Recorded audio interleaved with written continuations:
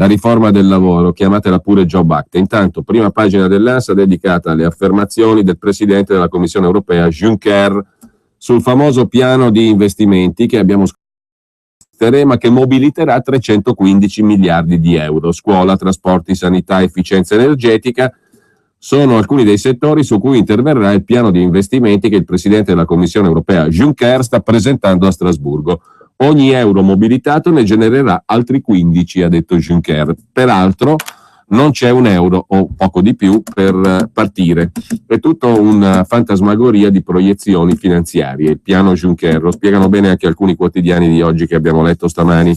A proposito però di Jobs Act, cioè di riforma del lavoro come viene presentata, io do il buongiorno e il benvenuto a Massimiliano Fedriga, capogruppo della Lega Nord alla Camera. Buongiorno Fedriga.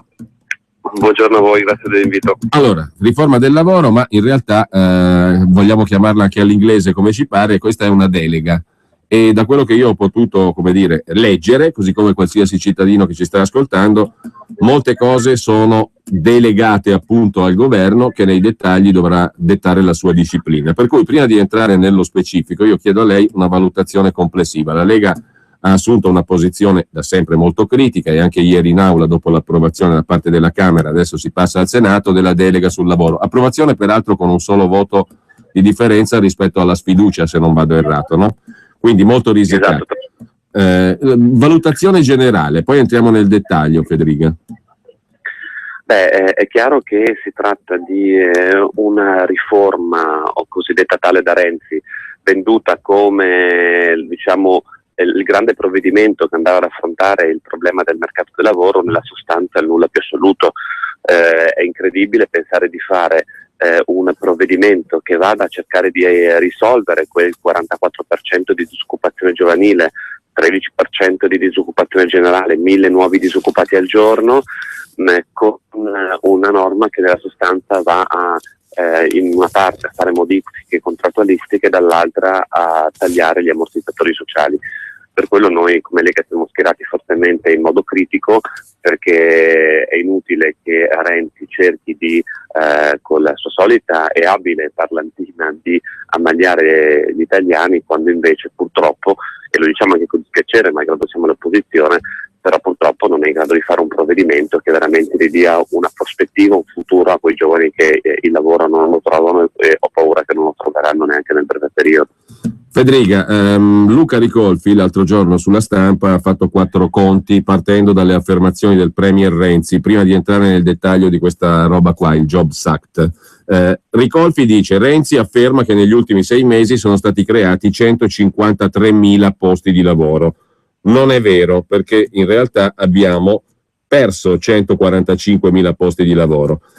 Punto primo. Secondo punto, dice Renzi che i sindacati passano il tempo a inventarsi ragioni per fare scioperi, mentre lui si occupa di creare posti di lavoro.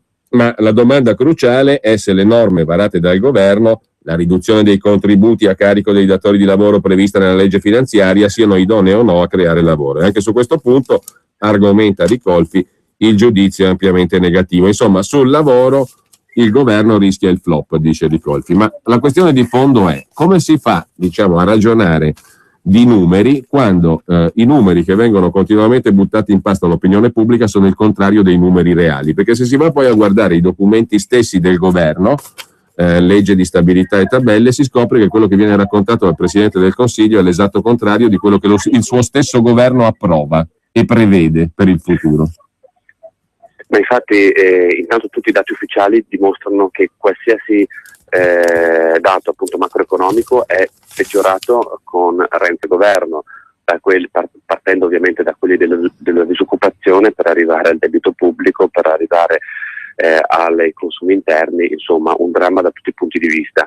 E anche ricordare però che anche la diminuzione del carico fiscale per le imprese è una balla. Quei famosi 5 miliardi di euro di riduzione dell'IRAP è una balla colossale, perché quei soldi da dove arrivano? Arrivano in parte dall'eliminazione della detrazione IRAP per quanto riguarda le aziende che assumevano disoccupati da più di 24 mesi, in parte deriva dall'eliminazione della riduzione dell'IRA, perché lo stesso governo aveva fatto in modo retroattivo, è andato avanti 6 mesi, da giugno dell'anno scorso Renzi a dire che aveva ridotto l'IRA, adesso dice guardate quella riduzione la riprendo tutta indietro. Incredibile fare norme retroattive fiscali, e così arriviamo a 2 miliardi e 2, quindi uno potrebbe dire vabbè, non ha messo 5 miliardi ma 2 miliardi e 2. Anche questo non è vero, perché Renzi ha eliminato il fondo di 3,3 miliardi per la riduzione della pressione fiscale che era stato messo dai precedenti governi. Il risultato 1,1 miliardi in più di tasse, quindi questa è un'operazione verità, penso sia giusto farlo verso i cittadini, che dopo liberamente sceglieranno se queste scelte secondo loro sono giuste o se sono sbagliate, però devono partire da dei dati di verità che Renzi purtroppo continua a mistificare e continua a raccontare una sua verità che non è tale. Per quanto riguarda ovviamente la disoccupazione, è chiaro e palese che queste sono semplicemente misure palliative che forse fanno contento qualche grossa industria modello Squinzi, ma sicuramente non aiutano, le applicano alla media impresa, non aiutano a tenere aperto le aziende. Noi abbiamo detto più volte, per affrontare questo periodo che ovviamente è straordinario, di una crisi straordinaria che sicuramente le ultime generazioni non hanno mai visto nel nostro paese, serve mettere in campo misure shock che abbiamo visto funzionano negli altri paesi. Prima fra tutte la flat tax. La flat tax è stata, vuol dire una tassa fissa per tutti, con poi dei sistemi di aggiustamento per quanto riguarda lo scalare di chi ovviamente ha redditi più bassi perché si è più aiutato, però adesso non voglio entrare nei dettagli, però la flat tax provata in 40 paesi del mondo, in 39 ha avuto non soltanto ovviamente un vantaggio per le imprese e per le persone, perché pagano meno tasse, le pagano tutte, ma anche maggiori introiti per lo Stato. C'è stato un solo caso in tutto il mondo dove gli introiti per lo Stato sono diminuiti, che è stato l'Ungheria, perché l'aveva attuata all'inizio della crisi economica del 2008. Tutti gli altri casi sono stati positivi. Quindi noi chiediamo questo coraggio e questa voglia forse anche di far cadere, anzi abbattere, questi folli vincoli europei che stanno semplicemente portando alla deriva il nostro paese e i nostri cittadini.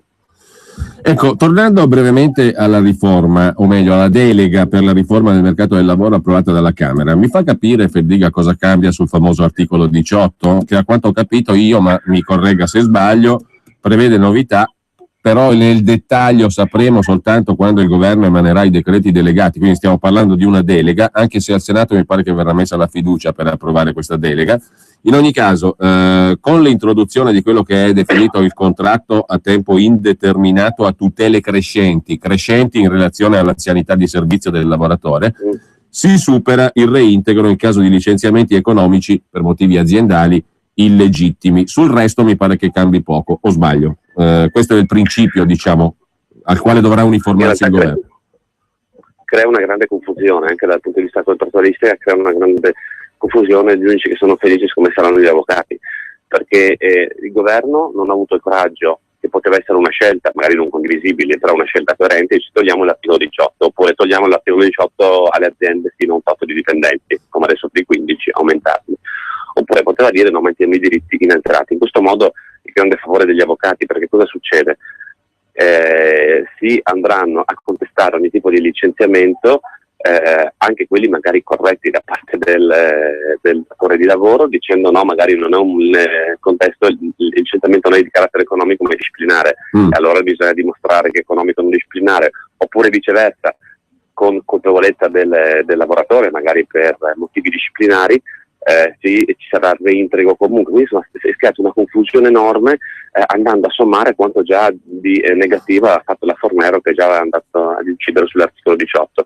Non hanno avuto il coraggio di prendere una scelta, hanno fatto queste grandi lotte mediatiche tra maggioranza PD, minoranza PD, tra sindacati e Renzi, insomma un teatro mai visto prima, ma come dicevo prima e precedentemente, senza andare a affrontare il vero tema, che è quello di rilanciare l'impresa, un'impresa che possa produrre e quindi offrire un posto di lavoro a chi in questo momento non ce l'ha. Ecco. In secondo luogo, in queste cose significative in questo disegno di legge delega, vogliono togliere le detrazioni per il familiare a carico, quindi colpire le famiglie più in difficoltà, quello dove c'è appunto una sola persona che lavora. Ecco, ma questo non avrebbe a che fare con la revisione delle detrazioni nella delega fiscale, questo capitolo?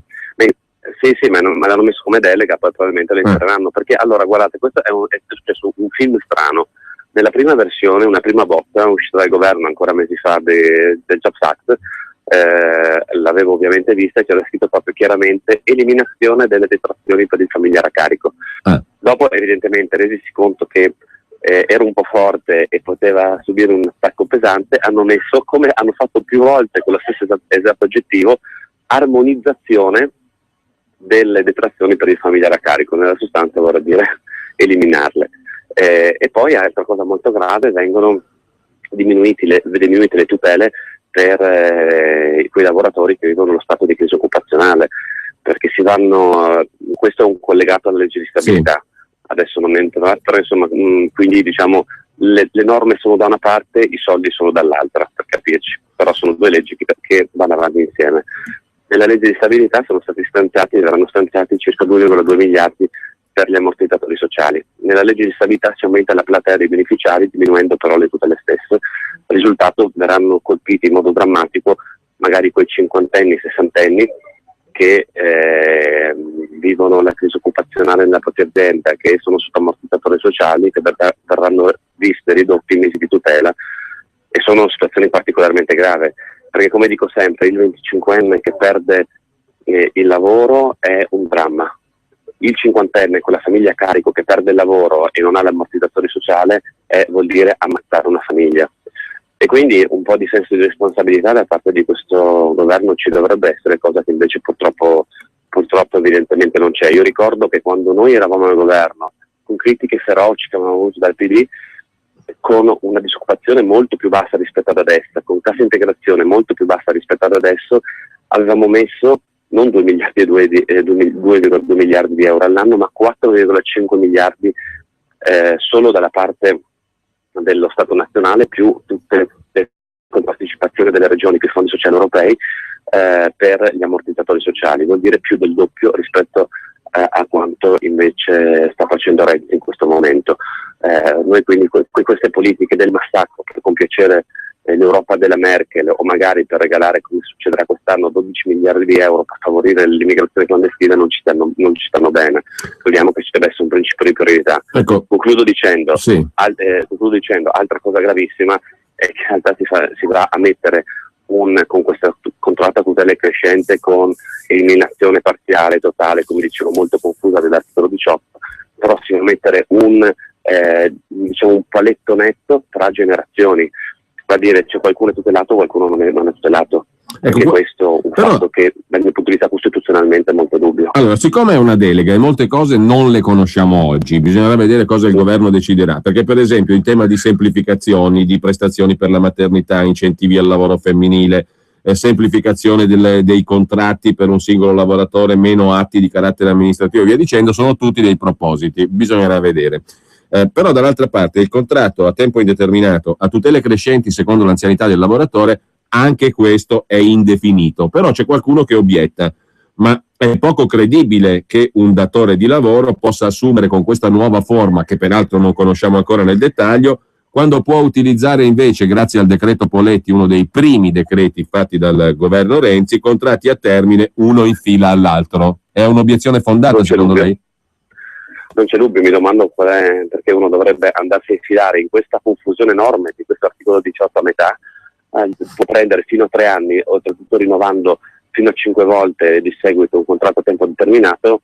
Non vedo perché dovrebbe inserirsi in questa follia confusionaria del nuovo contratto. È chiaro che anche noi attendiamo dopo i decreti delegati, però è un'operazione molto pericolosa che ha fatto la maggioranza sotto, diciamo, il diktat renziano, ovvero è stato espropriato il Parlamento, e vuol dire, guardate, non è il Parlamento perché uno deve difendere l'istituzione, ma perché è un organo anche di controllo rispetto a un operato di un governo che, poi questo è un mio giudizio ovviamente, però sta facendo follie dal punto di vista del lavoro e dell'economia, però è indifferente, però toglie anche la possibilità di controllo, perché quando uno delega materie come ammortizzatori sociali, contrattualistica, detrazioni al governo, senza dopo più mettere in modo incisivo, perché dopo verranno dati solo pareri, senza più mettere piede nella questione, vuol dire espropriare il Parlamento da punti fondamentali e c'è qualcuno che si deve prendere la responsabilità di questo, perché dopo vedremo cosa fa il governo, ma fa qualcosa di sbagliato che non va e peggiora ancora rispetto alla situazione attuale, la responsabilità anche di chi gli ha dato la delega, non solamente del governo che fa e che porta avanti queste norme. Ultima cosa, tra 2 minuti ci salutiamo, Federica, però volevo chiederle come è andata a finire sulla questione del fondo per le persone non autosufficienti, che era stato tagliato, poi sembrava che dopo l'incontro col ministro Poletti e il sottosegretario Del Rio le cose fossero state messe a posto, che fossero aumentati i fondi, però si è scoperto infine, mi pare, che vengono tagliati da un'altra parte, cioè che il fondo per i non autosufficienti viene alimentato tramite un fondo, il taglio di un altro fondo per i trasferimenti alle famiglie, o sbaglio? In che termini è finita la questione? Se è finita? Esatto, è finita proprio così, hanno messo contro famiglie e contro chi soffre di disabilità, che poi sono gli stessi soggetti, perché sono le famiglie che ovviamente stanno vicino, accudiscono e danno una mano a chi vive lo stato di disabilità. È una vergogna assoluta quello che ha fatto il governo. Noi avevamo proposto un'alternativa, secondo me, di giustizia, ovvero togliere quei 190 milioni di euro all'anno, quindi 570 milioni di euro in 3 anni, perché la legge di stabilità è su base triennale, 570 milioni di euro in 3 anni per l'immigrazione clandestina. Abbiamo detto, invece di dargli 190 milioni, ne togliete 100-150, andate a rifinanziare il fondo per i disabili, che poi è una vergogna che fosse stato tagliato, e senza andare a toccare la famiglia. Invece il governo ha dato parere contrario all'emendamento del governo, la maggioranza del Partito Democratico, Nuovo Centrodestra hanno votato per tagliare i fondi alla famiglia e per destinarli a questo capitolo giustissimo e fondamentale, ma che non può essere messo in contrasto alla famiglia. Noi volevamo invece andare a diminuire i fondi per i clandestini, cosa che appunto purtroppo non è stata fatta. Bene, io ringrazio Massimiliano Fedriga, capogruppo della Lega Nord alla Camera. Buona giornata e buon lavoro, Fedriga, grazie. A voi, a presto. Vuoi farti notare? Scopri il giallo! Seat Pagine Gialle ti offre una nuova generazione di siti intelligenti e personalizzati per smartphone, tablet e web. Promuovi la tua attività con un sito di nuova generazione. I clienti ti troveranno più velocemente. Seat Pagine Gialle è la più grande web agency d'Italia, con 21 milioni di utenti e 250.000 siti costruiti. Approfitta delle nostre promozioni fino al 31/12. Contattaci su seat.it. Seat Pagine Gialle, nuova generazione di opportunità. Per la tua pubblicità su Radio Padania Libera, chiama il numero 02 66 23 44 22. E torniamo in diretta, dovremo essere in collegamento in questo momento con Sergio Battaglia, segretario generale di Unimpresa, Unione Nazionale di Imprese, e responsabile del centro studi della medesima organizzazione, che si propone di rappresentare dal 2003 le micro, piccole e medie imprese. Buongiorno dottor Battaglia innanzitutto. Buongiorno a lei e agli ascoltatori. Ecco, ci sentiamo per conversare brevemente in merito a una ricerca fatta proprio da Unimpresa in tema di finanza pubblica, su numeri che sono i numeri del Ministero dell'Economia e delle Finanze, quindi sono sostanzialmente i numeri del governo, perché mi pare, faccio un'osservazione preliminare dottor Battaglia e chiedo la sua opinione su questo, che il nostro dibattito pubblico in tema di economia sia largamente deficitario, per usare un eufemismo, perché spesso parliamo di cose che poi nei numeri, perfino quelli di fonte governativa, non solo non ci sono, ma sono l'esatto opposto di ciò di cui parliamo. Abbiamo sentito parlare di taglio delle tasse, voi avete guardato le tabelle del Ministero dell'Economia e avete tratto una conclusione che in termini numerici è assolutamente inequivocabile. Diventa difficile qua parlare di economia, di sviluppo, di crescita e fare un dibattito serio sull'economia se non ci intendiamo neanche sui numeri fondamentali, o no? Ma guardi, parlare di sviluppo, mi dispiace dirlo, forse è una notazione un po' antipatica, però parlare di sviluppo forse per le imprese, anche grandi, che ce l'hanno fatto esempio concreto in questi ultimi mesi, che vanno all'estero. Quindi si sottopongono a una pressione fiscale di altri paesi, anche dell'Unione Europea, e questo è grave, che hanno un gettito, un peso fiscale senz'altro minore di quello italiano.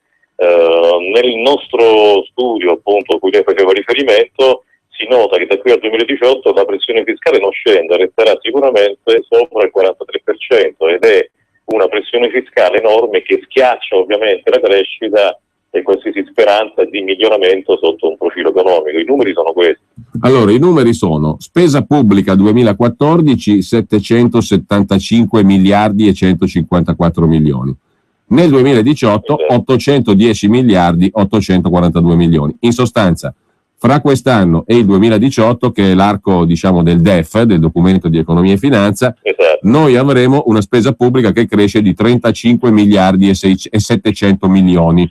Nel contempo le entrate fiscali dello Stato passeranno da 779 miliardi a 847, cioè le entrate fiscali aumentano di 68 miliardi. In sintesi, in 4 anni 35 miliardi e 700 milioni di spesa pubblica in più e 68 miliardi e 300 milioni di tasse in più, di entrate fiscali in più. Poi tutto il resto, diciamo, è contorno, mi verrebbe da dire, dottor Battaglia. Sì, ma guardi, quello che poi mi duole ormai sottolineare da un po' di tempo anche in altri contesti è che in una situazione del genere, nel quale veramente c'è una pressione fiscale, ripeto, enorme, a fronte di una mancata crescita che ormai abbiamo sentito da qualche anno, anche da quando si insediò il governo Monti, no? Si ricorda che disse a gennaio ci sarà la crescita, le misure per la crescita, stiamo ancora aspettando. Però le dicevo, il rapporto tra cittadino e Stato in Italia rispetto ad altri paesi dell'Unione Europea, anche a noi vicini, ma che rapporto è? Un rapporto sicuramente deficitario, perché io mi aspetto servizi dallo Stato che siano efficienti, concreti ed effettivamente che ci siano delle rispondenze, cioè una contropartita a fronte di tutte queste tasse che effettivamente continuano a gravare sui cittadini italiani. L'ultimissima, dato per fare un esempio, è quello dell'aumento dell'utenza acqua. Ma di che cosa stiamo parlando? Ecco, no, dottor Battaglia, le chiedo scusa se la interrompo, però io non ho capito esattamente in che termini viene prospettato questo aumento delle bollette dell'acqua, del servizio idrico, a fronte dei mitici soliti investimenti, perché è il discorso che vale mutatis mutandis anche per le autostrade, perché ogni aumento delle tariffe autostradali è sempre stato legittimato in virtù dei fantasmagorici a volte investimenti. Per l'acqua cosa vuol dire? Che poi per capirci, perché ma per l'acqua lei sa benissimo che ci sono non pochi acquedotti che riforniscono di acqua a grandi città che hanno lungo il percorso delle perdite enormi. Su questo mi pare che sia stato fatto pochissimo, addirittura nulla. Come diceva lei giustamente, anche l'aumento delle tariffe autostradali gestite poi tra l'altro anche in buona parte da grossi industriali che poi hanno delocalizzato all'estero. Ma abbiamo una rete autostradale, vogliamo parlare della Salerno-Reggio Calabria, che ormai è diventata quasi una favola, o di altri anche snodi autostradali al nord o al centro, ma che servizi appunto, ripeto, poi vengono dati al cittadino a fronte di questo aumento di tasse? Cioè, aumentiamo le tasse, però dopo un risultato ce l'ha in termini di servizi.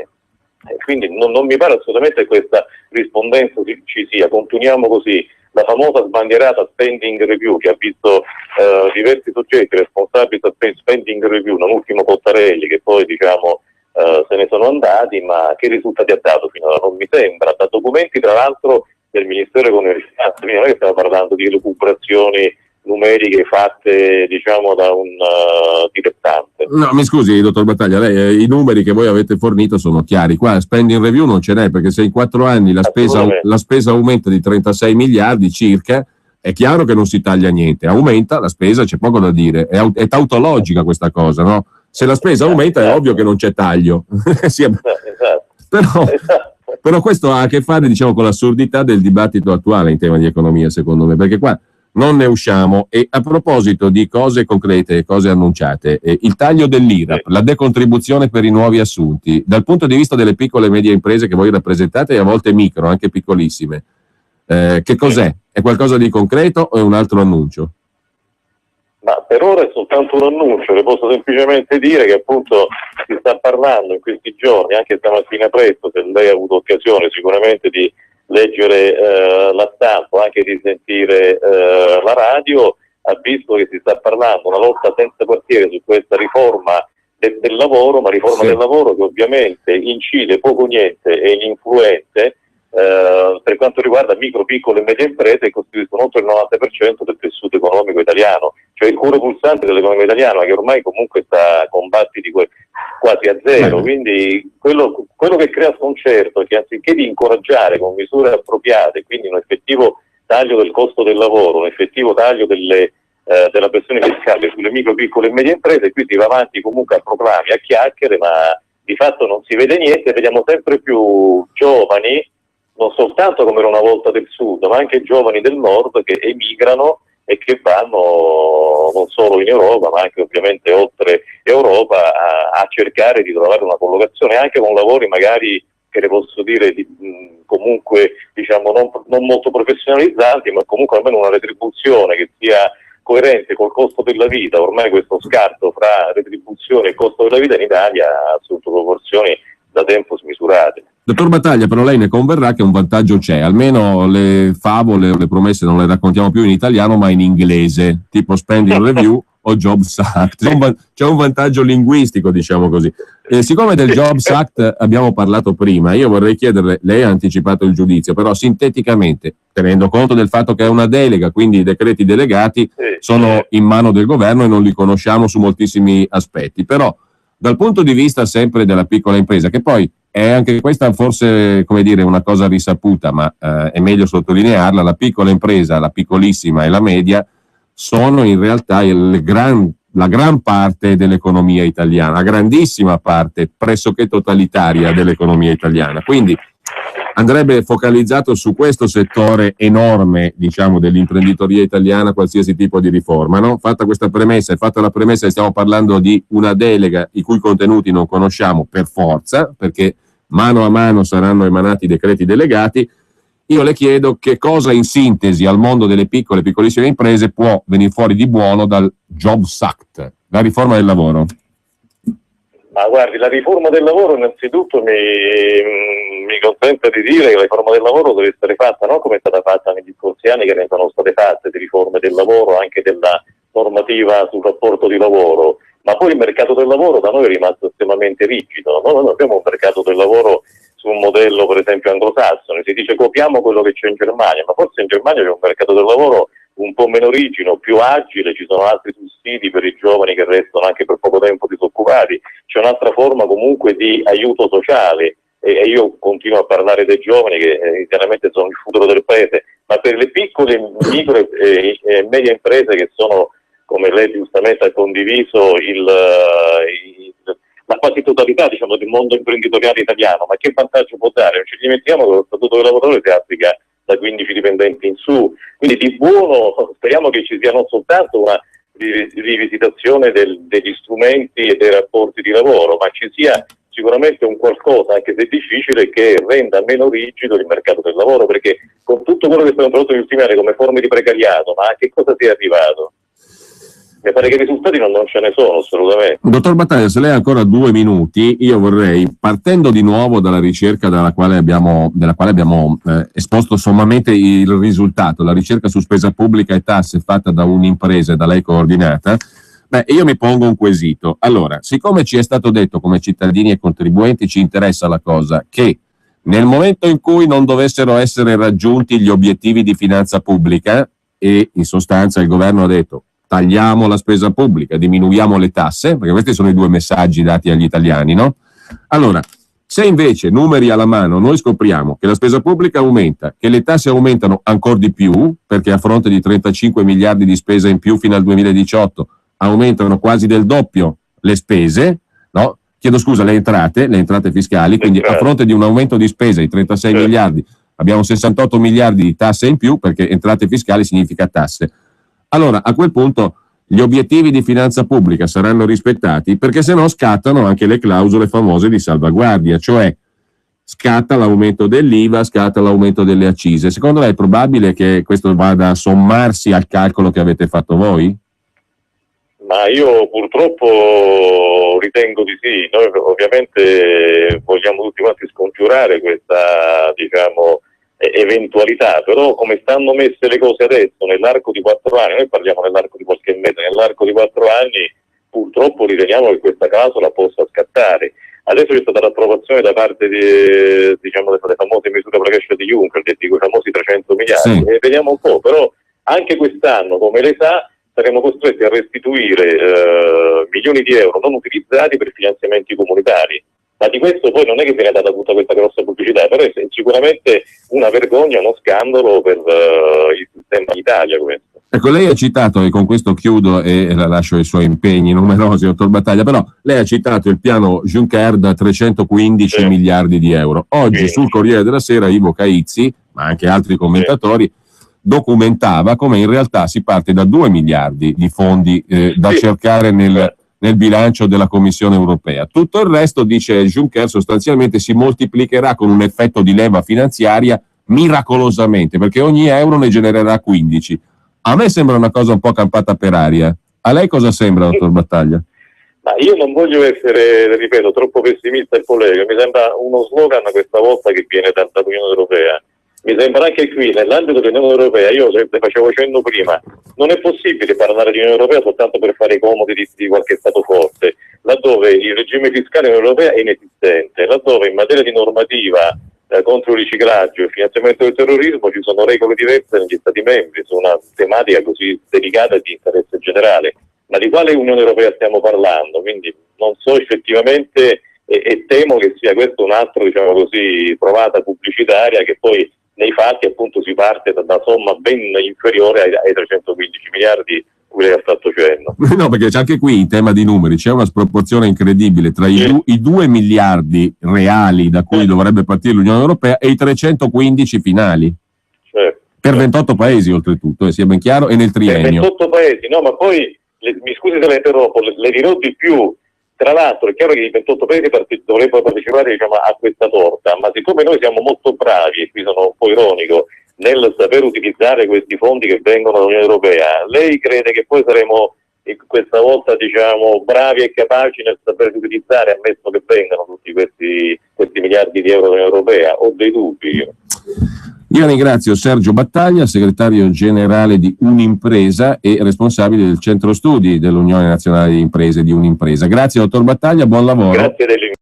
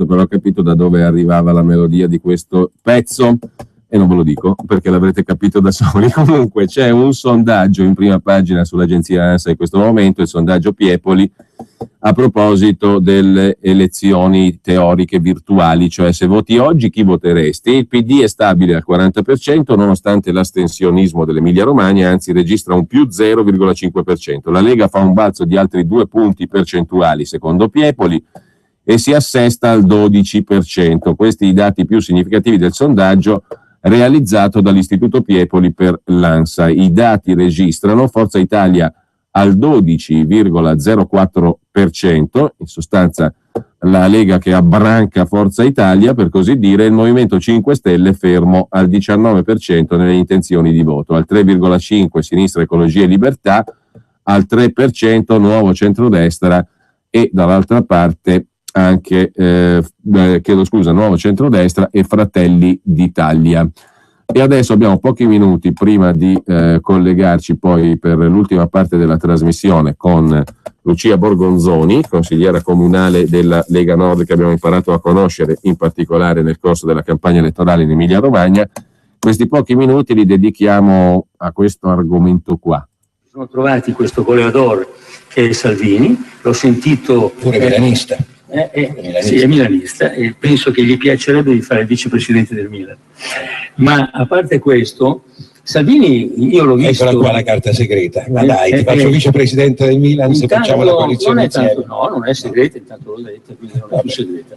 E comunque il fatto che lui fa il centravanti, fa i gol, però, ed è bravissimo, perché ha un modo di parlare alla gente di protesta, molto concreto, basta euro, basta tasse, basta immigrati, e la legge elettorale, con quella non si mangia, a me non importa niente, è qualche cosa che colpisce, però ha bisogno di avere dietro un centrocampo che funzioni. Siccome io non ho ambizioni politiche, ma voglio solo riportare il mio paese alla democrazia e garantire a tutti i cittadini quella libertà di cui oggi nessuno può essere davvero sicuro, a me andrebbe anche bene di fare il regista dietro Salvini.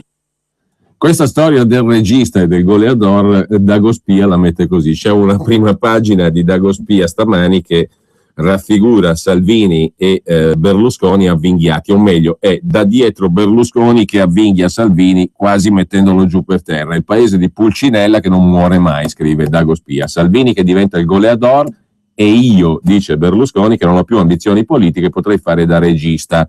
Cioè, traduce Dagospia, comandare. Dopo la disfatta in Emilia, dove la Lega ha preso più del doppio dei voti di Forza Italia, il Cainano appare pronto a tutto pur di sopravvivere in qualche modo. Con un partito in dissoluzione, con milioni di elettori che gli hanno voltato le spalle, Berlusconi pensa di essere al calciomercato e prova a comprarsi il centravanti del momento, Salvini, come se il centrodestra fosse il suo Milan. In realtà, scrive Dagospia, la Lega ormai lo guarda dall'alto in basso mentre continua a togliergli i consensi, mentre Alfano non ha alcuna intenzione di tornare all'ovile. Ricatto a Renzi, prima il Quirinale, così da avere un presidente che gli regala la grazia e l'agibilità politica e poi ti do i voti per la nuova legge elettorale. Questa è la lettura di Dagospia. Che ve ne pare a voi del goleador e del regista? Brevissimi, rapidissimi, mettiamo in auge la misura dei 10-15 secondi per chi vuole intervenire, 02 66 20 35 29.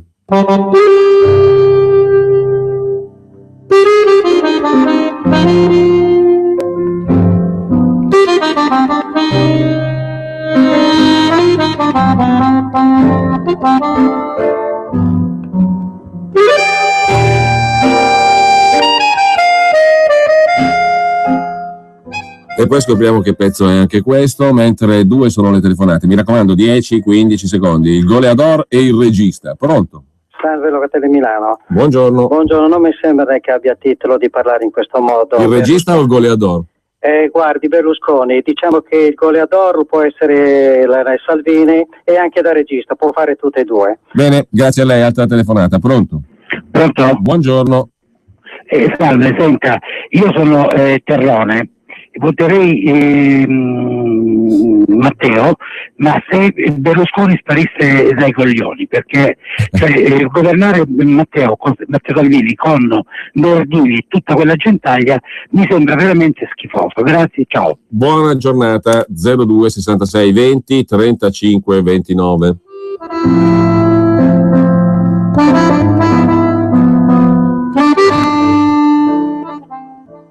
Avete capito qual è la melodia? Che è anche la melodia del pezzo precedente. In statunitense I Wish You Love, in europeo francese anzi.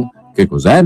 02 66 20 35 29, la vostra opinione sul regista e sul goleador, su questo assetto politico calcistico delineato da Berlusconi. Pronto? Sì, Giulio, sono Walter di Castelli-Callepio Bergamo. Ciao Walter. Proverbio napoletano, non so dirlo. Quando il diavolo t'accarezza, l'anima ti vuol pigliare. Ciao. Molto sintetico, proverbialmente sintetico. 02 66 20 35 29. Pronto? Pronto? Buongiorno. Ciao, sono Antonio da Gallarate. Berlusconi per me ormai si è rincoglionito, non è riuscito a capire che questo patto del Nazareno e il fatto di continuare ad appoggiare Renzi ha perso milioni di voti, non l'ha ancora capito, per me è completamente rincoglionito. Ciao. Bene, mica tanto, comunque altre 2 telefonate tra poco.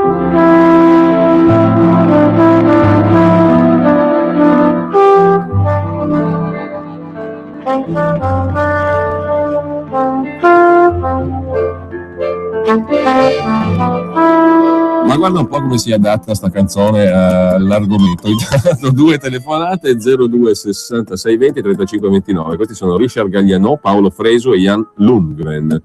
Che rete-team de nos amour. Pronto? Pronto? Buongiorno. Buongiorno, sono Innocenzo da Varese. Senti, brevemente, stavolta il caro Silvio non ha capito che gli toccherà rimanere non in panchina, sugli spalti. Ciao, grazie. Niente regista, dici?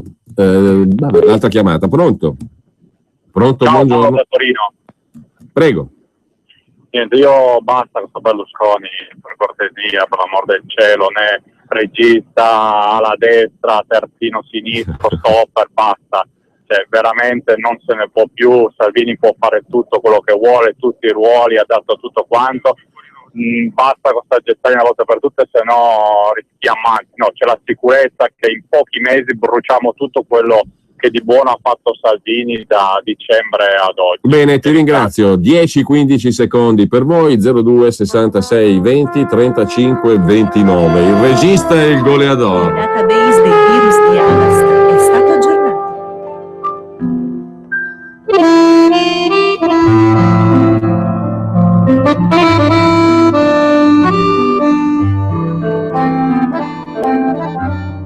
Altre 2 telefonate, mi raccomando, 10-15 secondi. Il regista e il goleador è il titolo del sondaggio di questi minuti prossimi fino alle 11:30. Pronto? Pronto? Buongiorno. Ah, buongiorno. Ma io non lo farei entrare nemmeno nello stadio? Addirittura, il DASPO gli diamo. Va bene, grazie anche a lei, sintetico, molto sintetico, ottimo. 02 66 20 35 29. Pronto? Pronto? Buongiorno. Ciao Gio, sono Gio da Busto, ciao Giulio. Ciao. Ascolta, oggi scenaripolitici.it, Lega, Piepoli 12%, abbiamo messo la freccia, Giulio, abbiamo messo la freccia. Per quanto riguarda Berlusconi, io fossi Salvini, lancerei la campagna rottamazione Berlusconi-Verdini. Grazie, arrivederci. Ti saluto, sentiamo ancora altre 2 telefonate, 02 66 20 35 29.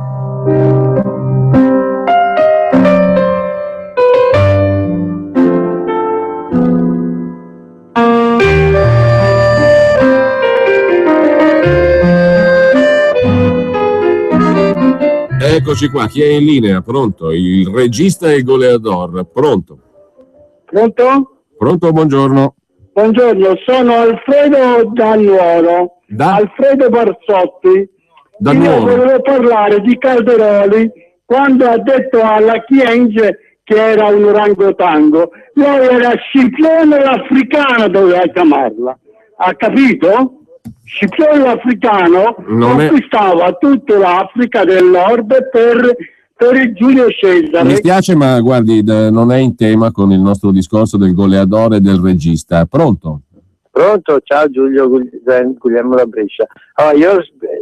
Guglielmo da Brescia, allora non va bene da nessuna parte, ma è perché ha già dimostrato ampiamente che non è capace a scegliersi la gente, perché vanno lì solo per i suoi soldi e non hanno nessun tipo di ideali, per cui è meglio lasciarli perdere tutti, lui compreso. Ciao. Ti ringrazio.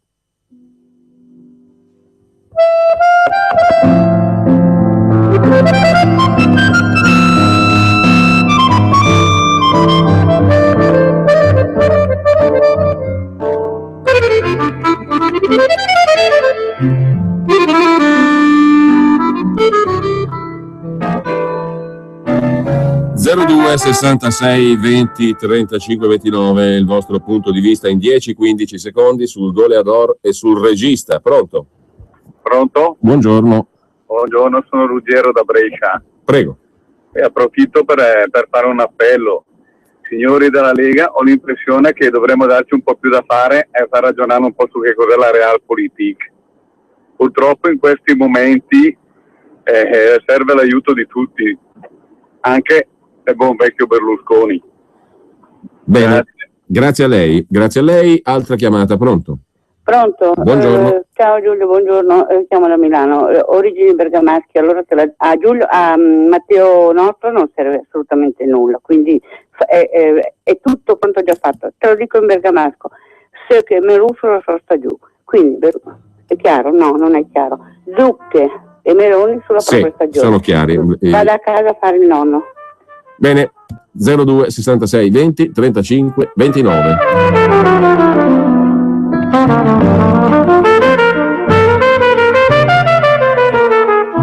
Le ultime due chiamate sul regista e il goleador. Pronto? Pronto? Buongiorno. Ciao, sono Luigi. Allora, quel furbone di Berlusconi l'ha detta giusta. Siccome dice goleador Salvini, è lui regista, ma è il regista che manovra dietro le azioni. Saluto tutti, buona giornata. Anche a te l'ultima chiamata. Pronto?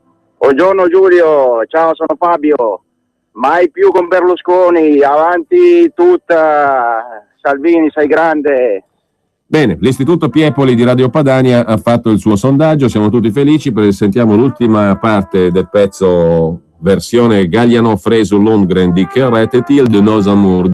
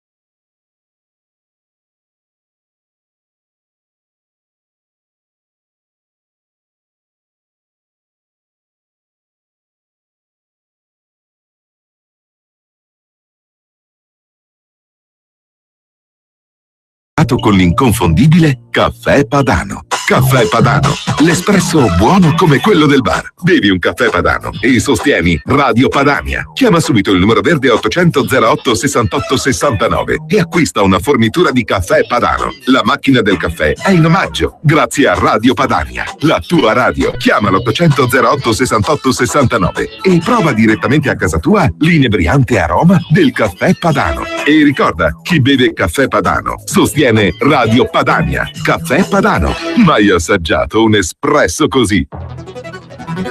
Per la tua pubblicità su Radio Padania Libera, chiama il numero 02 66 23 44 22. Bene, rieccoci allora in onda e, come anticipato prima della pausa pubblicitaria, dovremmo essere in collegamento con Lucia Borgonzoni, consigliera comunale della Lega Nord a Bologna, che credo molti abbiano imparato a conoscere, quantomeno più di prima, in relazione anche alle campagne elettorali per le elezioni in Emilia-Romagna. Buongiorno Lucia, innanzitutto.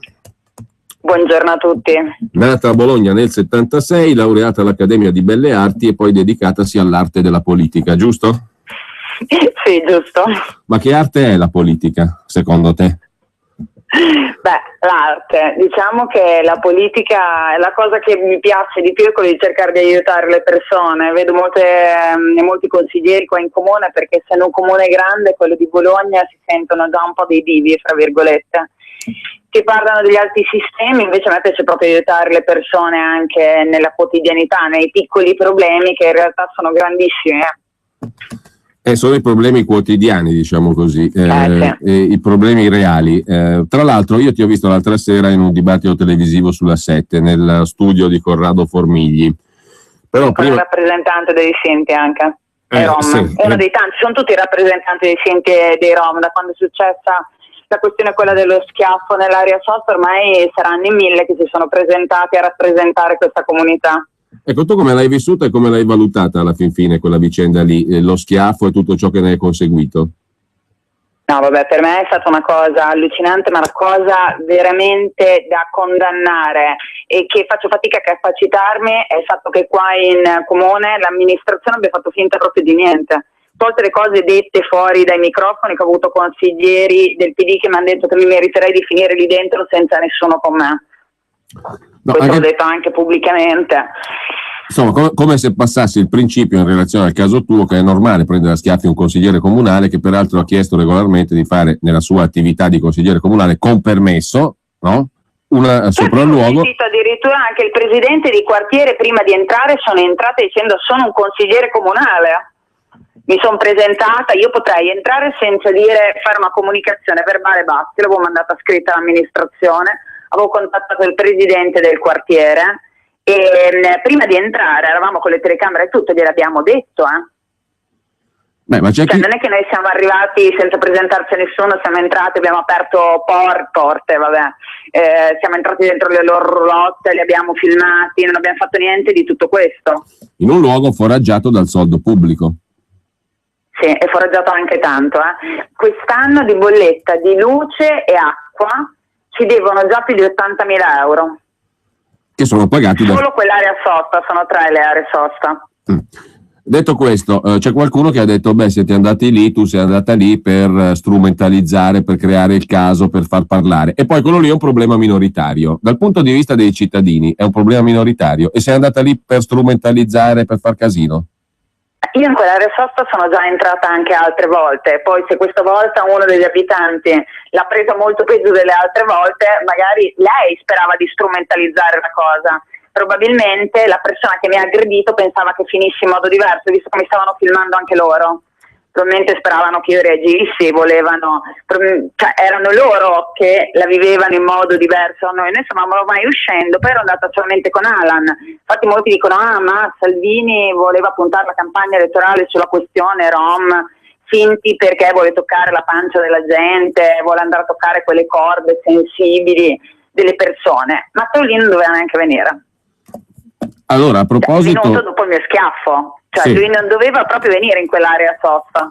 A proposito di strumentalizzare o di questioni reali, ti chiedo a qualche giorno di distanza, diciamo dalla fine delle elezioni, poi il tuo giudizio anche sul voto naturalmente, però a qualche giorno di distanza dagli episodi in questione e chiarito il contesto che ci hai chiarito adesso, Allora, quanto reale è il disagio dei cittadini bolognesi in relazione a situazioni come quella che ci ha illustrato e in generale in relazione alla questione immigrazione? Qual è il panorama di Bologna, il polso della realtà che tu puoi avere dal tuo punto di vista? Il polso della realtà per me si vede già dal voto, perché le zone, quelle come la Bolognina, proprio dove sta quest'area sosta, ma così si ripropone anche nelle altre zone più popolari di Bologna, dove l'amministrazione ha iniziato a inserire dentro le strutture delle case popolari tantissimi immigrati, soprattutto dove già c'erano italiani che avevano dei redditi molto bassi.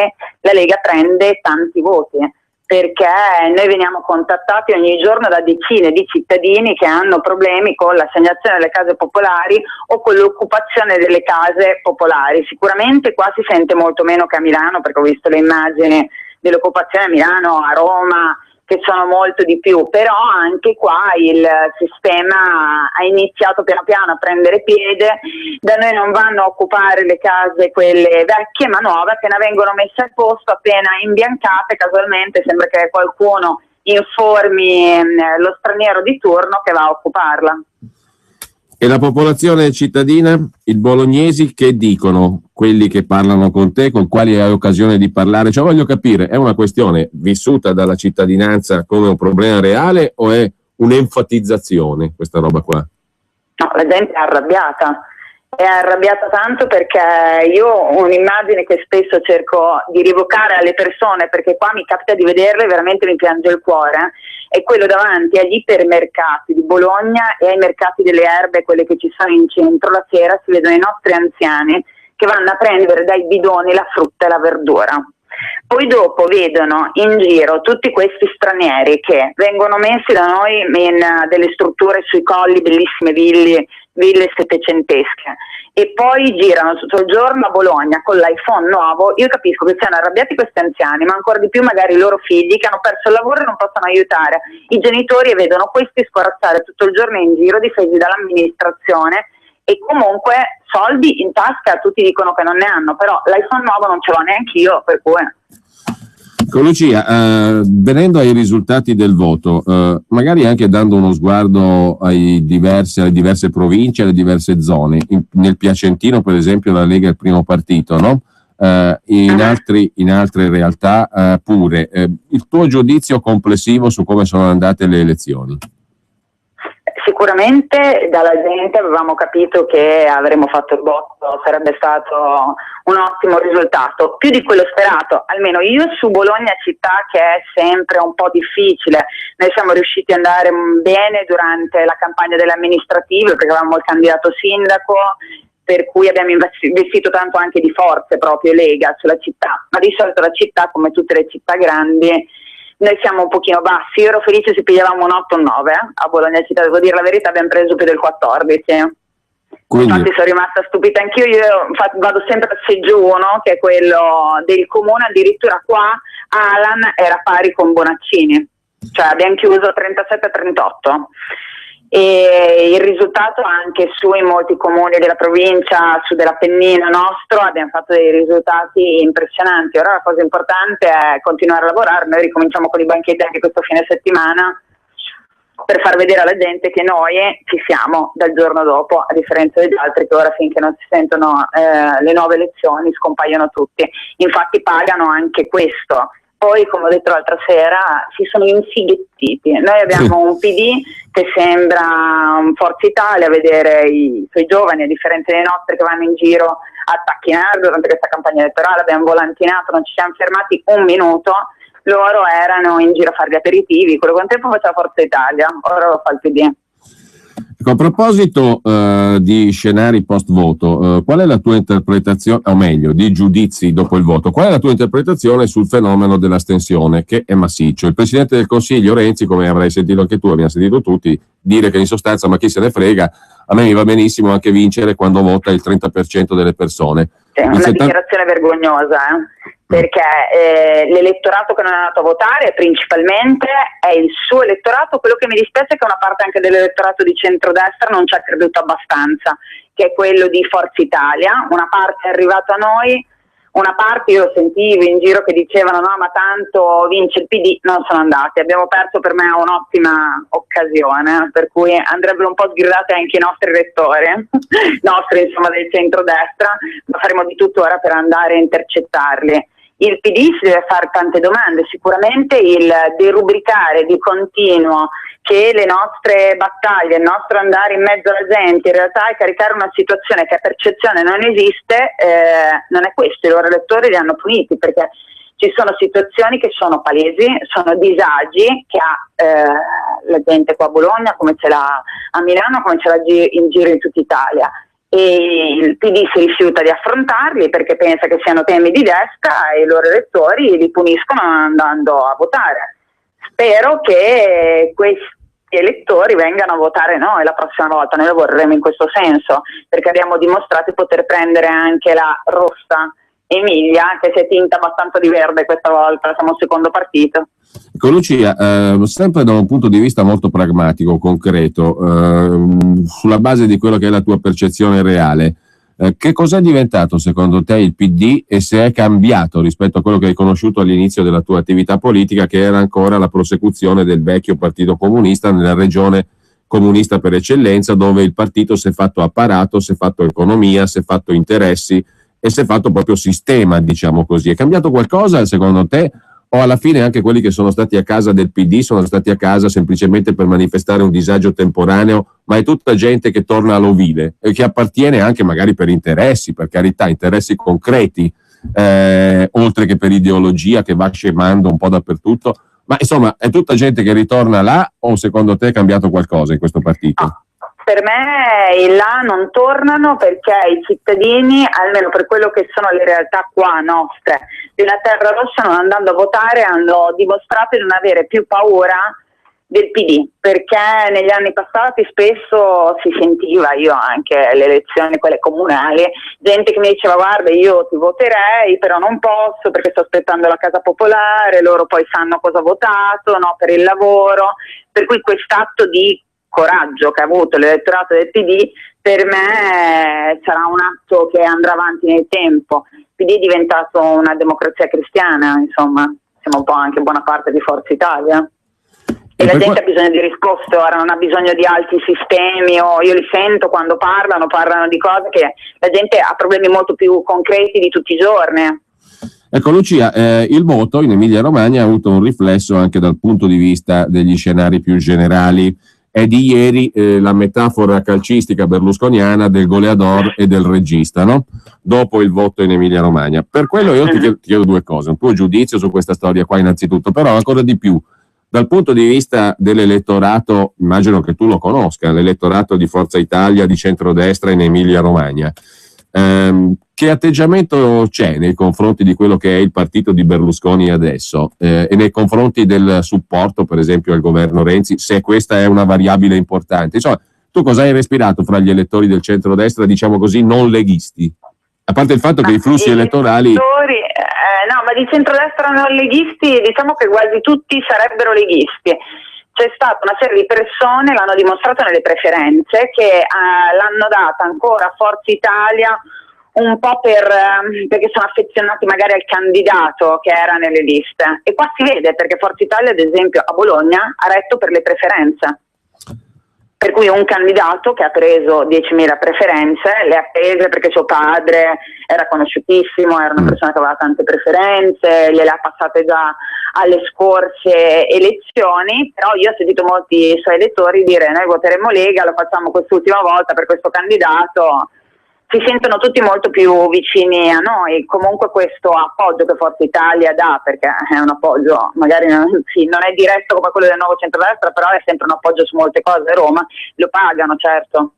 Quindi dice, siamo passati da 11 consiglieri a 2 in regione. Beh sì, questo è già un indice abbastanza chiaro, ma ti ha stupito il risultato di Forza Italia in Emilia Romagna? Non così tanto, devo dire la verità, non così tanto, ma ha colpito l'astensione, quello per me è il dato che colpisce più di tutti, perché è questo atto di coraggio dell'elettorato del PD che ha sempre paura di essere controllato, di perdere, fra virgolette, i benefici che il PD gli ha dato negli anni. Questo qua è il dato per me più rilevante. Forza Italia ci sa che si sta svuotando, non ha un progetto, Noi sicuramente ha pagato il fatto che abbiamo dei progetti chiari, sono pochi, la gente li capisce, i loro sono confusi, qui fanno una cosa, giù a Roma ne fanno un'altra, qua raccolgono le firme per cose che giù hanno votato a favore, per cui l'elettorato questa schizofrenia ovviamente non la può premiare. Intanto Bonaccini, neopresidente, leggo dal Corriere della Sera, cronaca bolognese, che in sostanza dice: sulla giunta deciderò da solo, non mi rompete troppo le scatole anche dal territorio, perché le province sono già ben rappresentate nel Consiglio e nell'Assemblea. Che vuol dire? Non penso che sia così slegato e così libero di poter decidere quello che vuole lui. Hanno degli equilibri abbastanza problematici, per cui dovrà in qualche modo, per me, ascoltare anche le varie correnti. Non sarà semplice per lui sicuramente governare. Poi dopo alla fine cos'è? Lui è stato eletto, se si prendesse il numero assoluto degli elettori, con il 17,9%? Con il 17,7%. Della gente che avrebbe diritto al voto in Emilia. Sono stati fatti i conti, 17,7%, se prendiamo tutti gli elettori aventi diritto al voto. Sì, per cui insomma non è proprio forte come vincitore, in più come uomo del PD in una terra rossa. Ma secondo te c'è questa netta distinzione fra bersaniani, vecchio regime diciamo del PC, PDS, PD eccetera, e renziani in Emilia Romagna? Beh sì, qua molti bersaniani sono diventati renziani, abbiamo avuto dei cambi anche sindaco. Lo stesso Bonaccini. Bologna, sì, beh, qua cambiano di qua e di là. Sicuramente può essere che una parte di loro, magari anche vicino a Civati, non si sia strappati le vesti per la campagna elettorale. Però sì, per me il problema del PD è proprio sul fatto che non dà più risposte, e qui al di fuori delle lotte intestine che può avere dentro. Infatti questo voto per me è riflesso nazionale, perché è stato qua in Emilia, però è veramente un tavolo che per me si riproporrebbe anche in altre regioni. Ti voglio chiedere un'ultima cosa, anzi due. La prima è questa: quali sono adesso, tu sei consigliera comunale a Bologna, che è una città pur sempre di 400.000 abitanti, 1 milione di persone credo in tutta la provincia, quindi è un affare abbastanza. Si discute anche di città metropolitana adesso, no? Un'altra delle novità tra virgolette portate avanti dal governo Renzi. Però ti volevo chiedere questo: quali sono secondo te, dal punto di vista della tua attività politica, le questioni più importanti adesso sul territorio bolognese? Punto primo. Punto secondo, ho un quesito anche sul caso specifico, quello della HERA, la società multiservizi di cui ci siamo occupati noi tanto tempo fa, ma si è occupata anche Report recentemente, in virtù del fatto che nel pieno centro di Bologna pare ci siano sottoterra, sotto la sede di HERA, sostanze pericolose che non sono state ancora il terreno non è stato bonificato in pieno centro da Bologna. Sì, ne è stata bonificata solamente una parte, e lì la cosa più grave, e denota come lavora questa amministrazione, è stata l'omertà in non avvertire mai i cittadini, perché ora l'amministrazione dice no, ma sono comunque in sicurezza, possono essere bonificate più avanti, ma allora perché non dirlo ai cittadini? Questa è una cosa che si è vista nella questione ERA, nella questione Lombardelli. È stato condannato dalla Corte dei Conti da poco il nostro sindaco Merola per l'assunzione del capo di gabinetto sottoesposto, che era stato fatto da noi della Lega nel 2011, perché anche lì sosteneva che questa persona fosse laureato, invece aveva solamente la terza media. Niente toglia, ma non poteva essere assunto in categoria D. Così è su tutta la questione dell'amianto, è stata fatta una mappatura dell'amianto in città, 1700 siti con l'amianto, foto aeree fatte dal comune. Io è mesi che sto chiedendo questa mappatura e il comune si rifiuta di darla, infatti ora farò un esposto anche su questo. Io lo chiamo un comune molto omertoso. Il sindaco Merola, grande problema. Il sindaco Merola non ha fatto una grossa figura quando gli è stato chiesto da un giornalista di parlare della vicenda HERA, Sì, no, ma di ERA, ma come anche della Seribo, dei pasti. La stessa serie in televisione da una parte scappava e non voleva parlare di ERA, dall'altra parte dei pasti, che noi abbiamo i pasti nelle scuole più alte d'Italia e fanno, tra virgolette, schifo, bisogna dirlo. Lui non l'ha voluto dire, ha detto non mi farete mai dire questo, però è la verità. Poi il grosso problema che noi abbiamo sono anche qua le periferie. Non ci sono ancora stati atti ovviamente come quelli che abbiamo visto a Tor Sapienza, però noi abbiamo delle bombe pronte a esplodere perché sono enormi quartieri con all'interno tantissime persone straniere, sono rimasti pochi italiani indigenti, molti di questi, che sono terrorizzati perché ci chiamano, ci dicono che vengono anche aggrediti dai loro vicini di casa, hanno paura a fare delle denunce perché dicono no, qua dobbiamo rimanerci, e se non si mette mano a questa situazione di povertà che aumenta, di scontro sociale fra poveri nostri e dall'altra parte anche finti poveri, perché sono persone comunque che entrano dentro gli alloggi popolari avvantaggiati rispetto agli italiani perché non vengono controllati i loro beni all'estero, perché se uno si iscrive all'università è straniero, per avere delle agevolazioni all'università deve dimostrare di non avere dei beni in patria. Per entrare dentro le case popolari invece a casa tua puoi avere tutto quello che vuoi, e in più ci sono gli assistenti sociali che nel punteggio che danno loro avvantaggiano le famiglie straniere, e se non si mette mano a tutto questo si rischia di avere anche a Bologna delle situazioni molto simili a quelle di Tor Sapienza. Quindi tu stai dicendo questa bomba sociale si sta innescando, diciamo così. Ma sì, perché quando ci troviamo in quartieri popolari dove il 60% sono stranieri e l'80% delle persone dentro dichiarano di guadagnare meno di 7.500 euro all'anno, è ovvio che c'è un problema. Ma il problema poi si sta estendendo anche verso il centro. C'è il palazzo comunale in pieno centro, abbiamo un giardino interno dove ci sono baby gang, tutte straniere, spacciano sotto. Stiamo parlando del comune dove l'amministrazione non sta dicendo niente, si picchiano, c'è stata una rissa anche domenica dove i cittadini bolognesi non possono più entrare, i turisti sono terrorizzati. Bisogna mettere mano a tutto questo, altrimenti Bologna potrà andare solamente peggiorando la situazione. Abbiamo le vie principali del centro dove sono disperati i negozianti perché sono delle casbe, cioè ci sono decine e decine di venditori abusivi e nessuno gli dice niente. Poi passa la PM, entra dentro nel negozio a guardare se hai rimbiancato negli ultimi 3 anni e tutti gli scontrini che fai. Ma poi c'è una cosa assurda, no? Che chi si occupa di queste cose qui, che non sono, diciamo, cose teoriche, sono teoriche solo per i salotti televisivi o per gli editoriali dei giornali, prende gli schiaffi e si vede pure accusato di dire ma tu vai là per attizzare il fuoco, no? Sì, no, poi io vorrei dire, in quell'area sosta, perché avevo già fatto tra i miei vari ordini del giorno 3-4, ne ho fatti su quell'area sosta, ce n'era uno in cui chiedevo di allontanare le persone che avevano avuto delle condanne penali, che avevano fatto dei reati. Lì dentro c'è una famiglia, che è la famiglia quella che è stata più aggressiva con noi, quella a cui era stata data l'area sosta, i cui membri sono già stati presi per furto.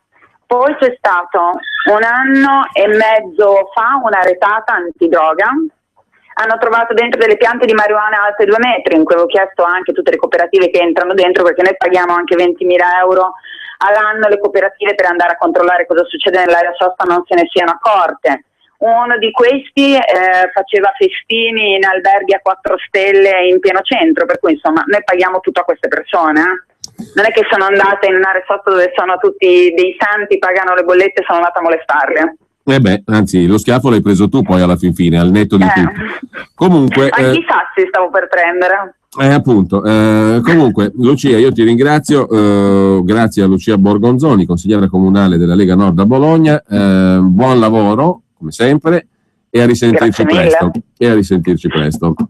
Grazie a Lucia Borgonzoni. Io vi segnalo per la lettura velocemente, fatevi un giro sul sito lanotiziagiornale.it, il quotidiano La Notizia, per sapere di una incredibile storia, una guerra di supremazia territoriale che è sfociata nella mancata esposizione della bandiera italiana all'esterno della sede di Napoli dell'Autorità per le Comunicazioni, che si occupa poco di tutela dell'utente e molto di affari loro. Spese folli per deportare i dipendenti, il PD campano e i sindacati scatenati vogliono riportare a Napoli il 70% degli impiegati romani dell'Agenzia delle Comunicazioni. Sempre sulla notizia Stefano Sansonetti racconta di un sindacalista della CISL, super stipendiato di Stato, è il caso di Rino Tarelli, presidente della COVIP, l'autority che controlla i fondi pensione, da un'autority all'altra, tra stipendio e pensione sfonda i 240.000 euro. E ancora, sempre sulla notizia, l'articolo di Carmine Gazzanni sull'EUR a Roma, EUR SPA, controllato anche dal Ministero dell'Economia, e al 10% da Roma Capitale, spese colossali, mala gestione, la Corte dei Conti boccia l'Eur SPA, sprechi senza limiti per la nuvola dell'architetto Massimiliano Fuchsa, se crescono i costi e i ritardi. Ma si racconta anche del vergognoso regalo dello Stato ai padroni del gratta e vinci.